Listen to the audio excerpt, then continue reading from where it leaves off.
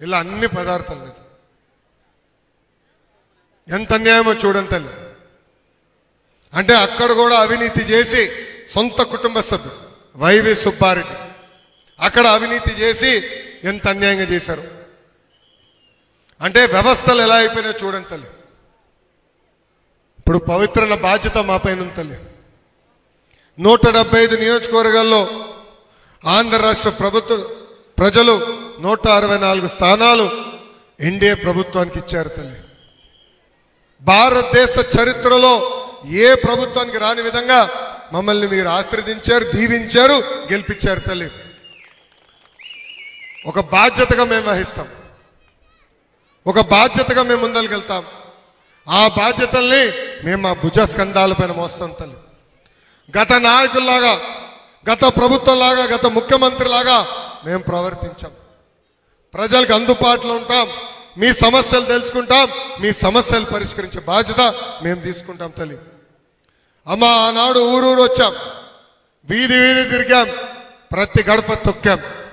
బాబు super 6 హామీల గురించి ప్రతి గడపకి వివరించాం. ఈ సభాముఖం మళ్ళీ నేను చెప్తున్నా తల్లి, మన ప్రభుత్వం ఇచ్చిన ప్రతి హామీ నిలబెట్టుకుంటుంది, దాంట్లో ఎలాంటి సందేహం లేదు.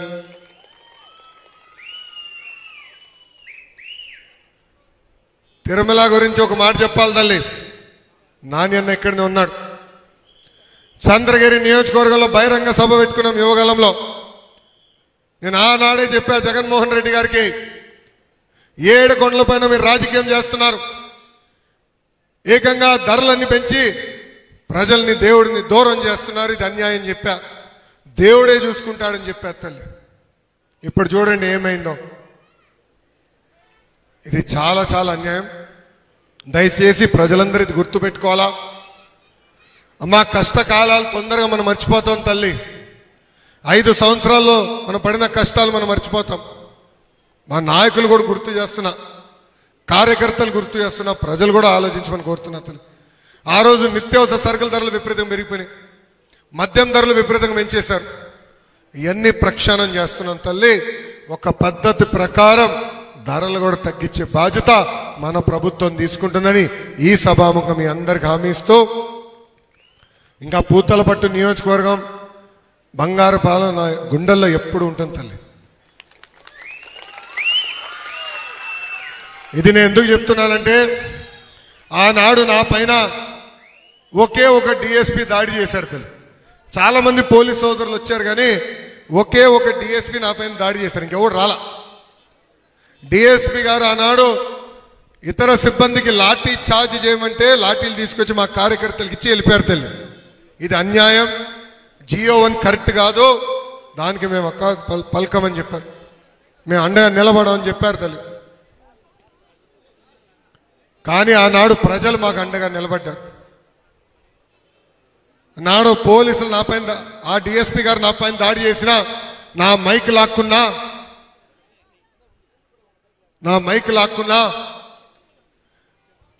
ఏకంగా నా స్టూల్ లాక్కున్నా, ప్రజలు నాకు అండగా నిలబడ్డారు.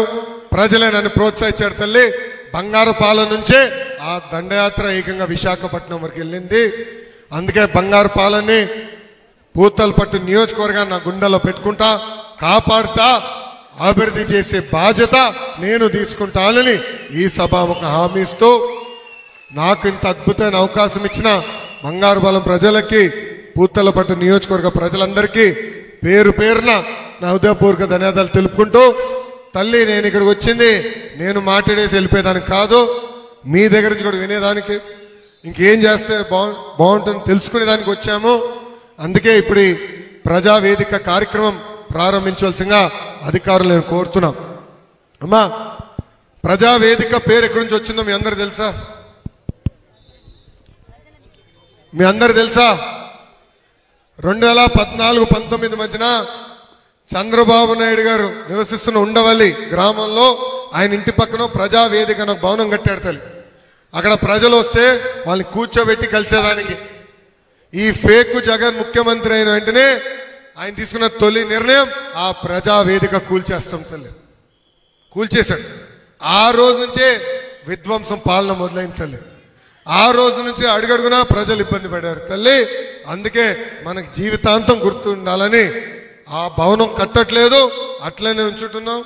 చరిత్రలో ప్రజలందరూ తెలుసుకోవాల్సిన అవసరం ఉంది.